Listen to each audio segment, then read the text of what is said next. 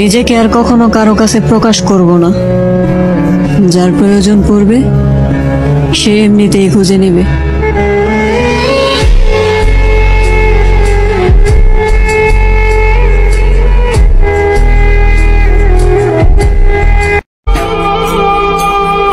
জীবন নিয়ে গল্প লিখতে সবাই পারে, কিন্তু সেই গল্পের মতো করে জীবনটাকে সাজাতে সবাই পারে না।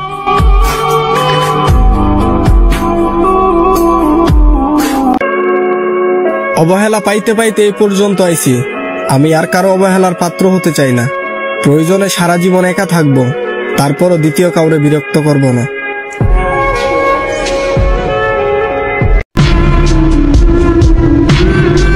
একটা কথা সব সময় মনে রাখবেন, মাথায় রাখবেন, সারা জীবন মনে রাখবেন, এই দুনিয়ায় মা বাপ ছাড়া কেউ আপন না।